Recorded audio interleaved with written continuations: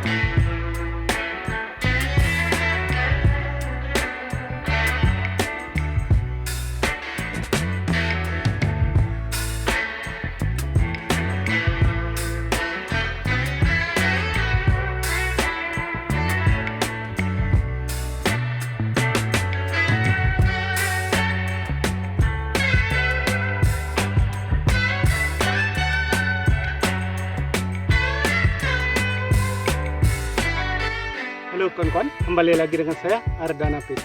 Nah, pada hari ini kawan-kawan saya berada di kebun tanaman cabai rawit Ori 212. Ini merupakan lahan kedua kawan-kawan. Karena kita menanam cabai ada 3 tempat secara bertahap kawan-kawan. Nah, di lahan pertama yang kita tanam cabai rawit Ori 212 sudah sekarang ini keadaannya sudah berbuah dan cukup lebat sekali.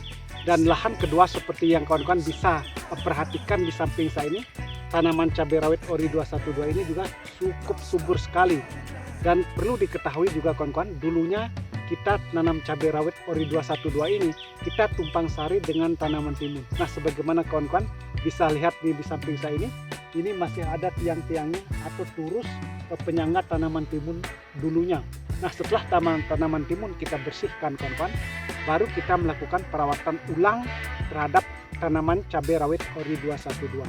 Nah, pada umumnya kalau tanaman cabai kalau ditumpang sari dengan tanaman timun pasti pertumbuhannya tidak normal.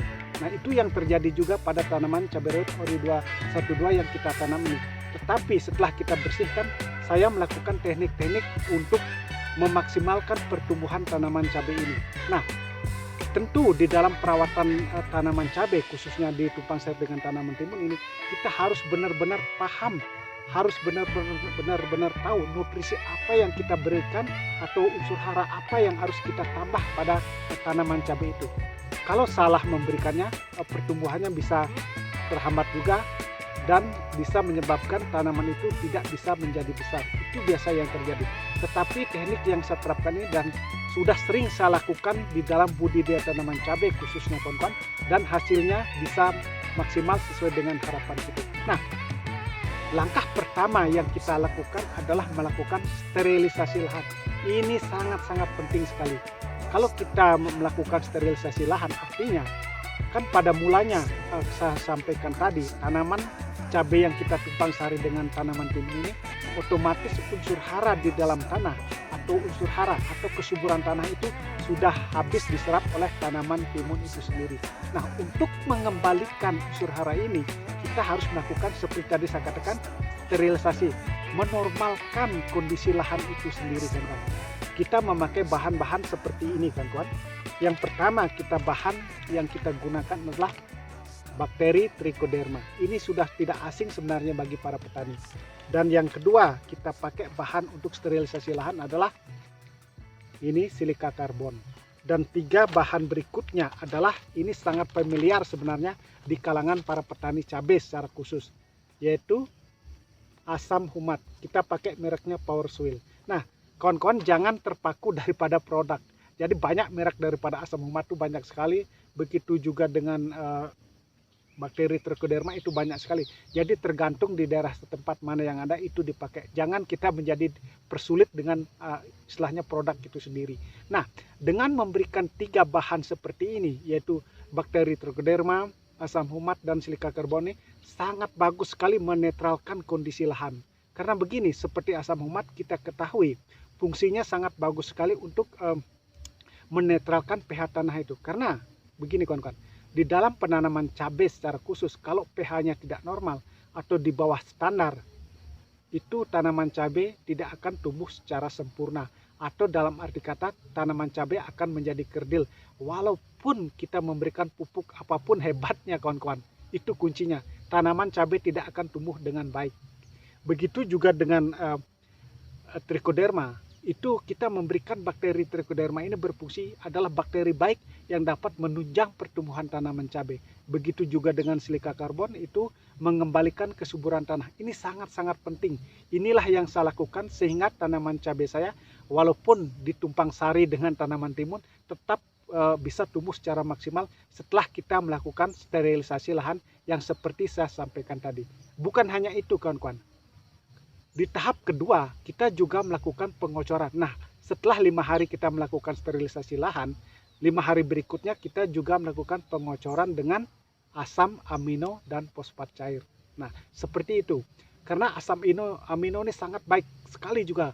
Di mana tanaman cabai yang kita tumpang sari dengan tanaman timun pasti mengalami namanya stres kawan-kawan. Akibat stres ini pertumbuhan menjadi kerdil. Walaupun kita melakukan sterilisasi, kita tambah dia unsur-unsur yang bisa mengembangkan daripada perakaran tanaman itu dengan fosfat, juga agar tanaman cabai tidak stres sehingga pertumbuhannya tetap normal, maka kita berikan asam amino.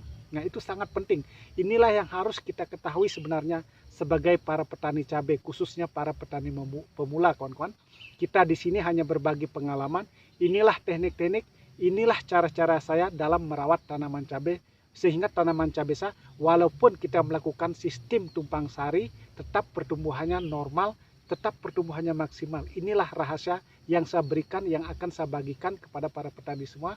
Dan saya juga di sini bukan bermaksud menggurui kawan-kawan. Saya di sini hanya berbagi pengalaman dan semoga apa yang saya sampaikan, semoga apa yang saya berikan kepada kawan-kawan semua ini bermanfaat bagi kita semua dan kita bisa menjadi sukses kedepannya khusus di dalam budidaya tanaman cabai. Itu maksud saya memberikan rahasia-rahasia di dalam perawatan tanaman cabai yang saya lakukan ini.